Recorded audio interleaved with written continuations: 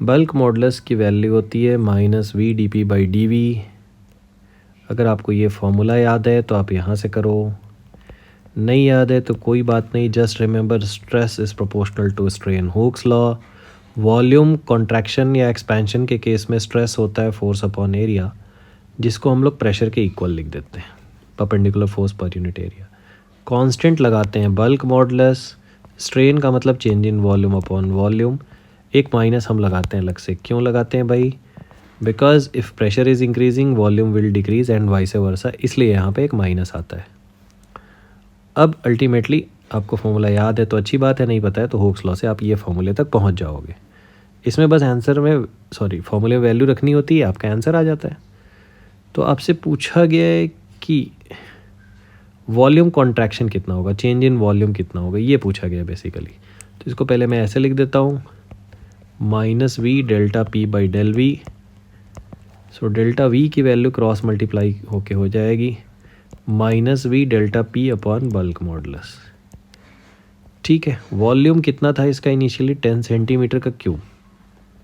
तो मैं यहाँ इसको रख दूँगा 10 सेंटीमीटर का क्यूब। मैं कैलकुलेशन पूरा सेंटीमीटर में कर रहा हूँ। ठीक है, तो ये चेंज अगर ये सेंटीमीटर में आएगा तो ये भी सेंटीमीटर में आएगा। और प्रेशर और बल्क मॉडुलस को मैं रख दे रहा हूँ MKS में, ताकि इसकी यूनिट्स कैंसिल हो जाए। थोड़ा ध्यान से देखना। तो प्रेशर की वैल्यू कितनी गिवन है? 7 × 10⁻6 लिखा है ये, और नीचे बल्क मॉडुलस है 1.4 10⁻11। इतने सेंटीमीटर का क्यूब का चेंज आएगा। ये वैल्यू आ कितनी रही है? देखो 14 5 70 होता है, तो 1.4 से ये कैंसिल करोगे तो ये बचेगा 5। अब आ गया यहाँ 5 × 10⁻, ऊपर देखो 9 है और नीचे 11 है, तो इसका मतलब 10⁻⁻2 सेंटीमीटर का क्यूब आया। अब उसे मुझे मिलीमीटर के क्यूब में कन्वर्ट करना है। तो 1 सेंटीमीटर के क्यूब में कितने मिलीमीटर का क्यूब होता है? तो वो होता है 10⁻3, बिकॉज 1 सेंटीमीटर में 10 mm ही तो होते हैं। तो इसका क्यूब करोगे तो इधर भी क्यूब आएगा, मतलब 1000 से मल्टीप्लाई करना है आपको।